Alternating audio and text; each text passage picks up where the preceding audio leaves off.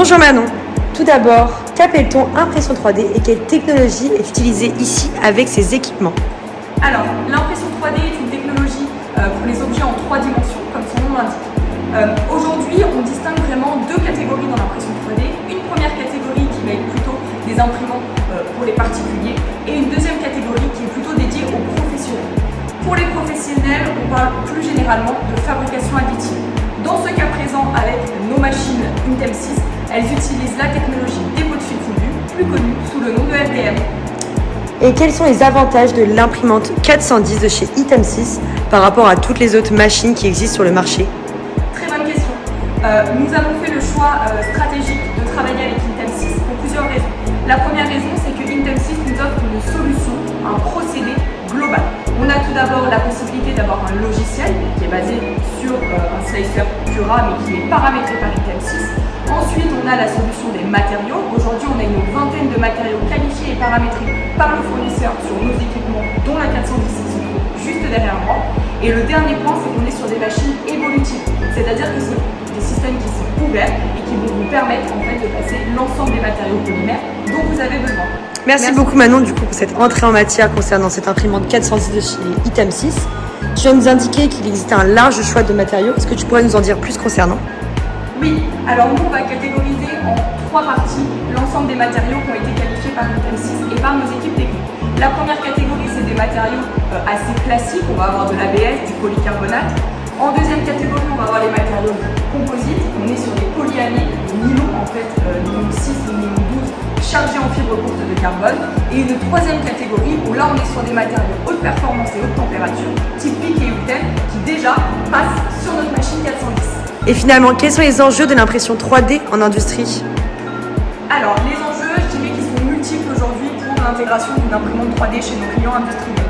Le premier enjeu est un impact technologique. Ça permet en fait à nos clients, que ce soit sur la partie prototypage ou sur la partie production de pré-série, de pouvoir être totalement autonome et de pouvoir adresser ces pièces en un temps record.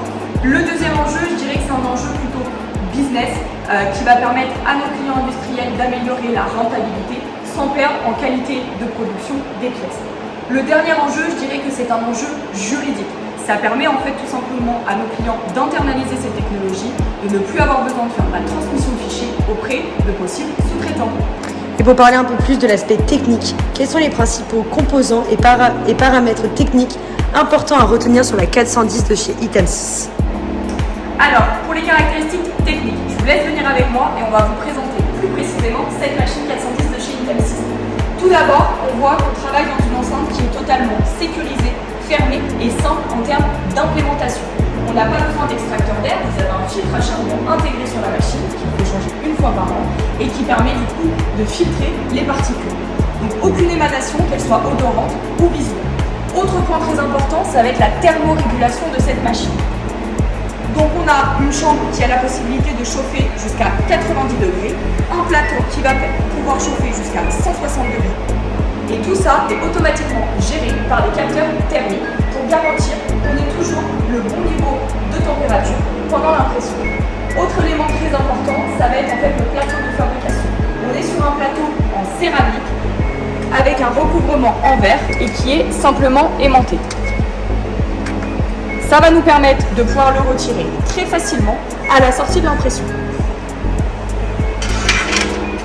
Autre élément que nous voulions vous montrer aujourd'hui, c'est l'accessibilité au niveau des têtes. Au niveau des têtes, vous avez du coup une double extrusion avec le matériau modèle et le matériau support et un refroidissement liquide des têtes. Ça va permettre, comme on monte assez haut en température, jusqu'à 500 degrés de température d'extrusion, de pouvoir faire redescendre les buses qui permettent l'extrusion de façon homogène. Dernier élément très important sur cette machine, ça va être le casier où se trouvent les matériaux. Donc on a l'accessibilité juste ici avec un double tiroir qui permet en fait de garantir que nos matériaux ne soient pas sensibilisés par l'humidité. Cela donne envie pour la réalisation de pièces industrielles, mais finalement, est-ce qu'il existe des limites à cette technologie? Oui, tout à fait. Nos machines Intem 6, que ce soit la 410 ou les autres systèmes que nous proposons en FDM, ont quelques limites. Ce sont les limites qu'on connaît tous en FDM. La première limite, je dirais que c'est la vitesse d'impression. On est régi malheureusement par le déplacement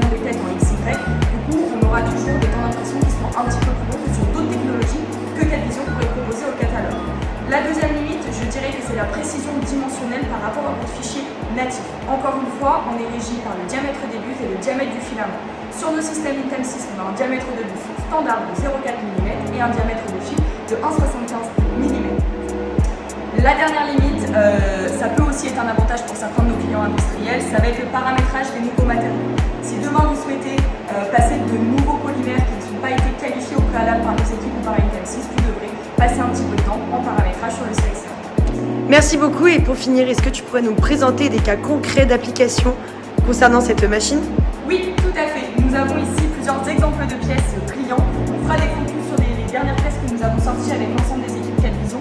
Mais vous avez déjà ici un panel de différents matériaux et différentes géométries, puisque du coup vous avez de l'ABS, du nylon chargé, de l'Ultem 90-85 qui est utilisé dans l'aéro, mais également pour nos clients ayant de grosses contraintes thermiques. Et tout de suite, je vous emmène avec moi pour les cas plus spécifiques. Nous allons donc vous présenter les 3 derniers cas clients que nous avons imprimés dernièrement. Donc une première pièce, on est sur un gabarit de posage, donc une pièce d'outillage fabriquée en ABS. Une deuxième pièce fabriquée en nylon chargé fibre courte de carbone, là on est sur de la production. Et enfin une dernière pièce en TPU 95 Shore A pour du prototypage. Je vous laisse avec ces dernières images et je vous dis à très bientôt pour une nouvelle vidéo. Merci à tous.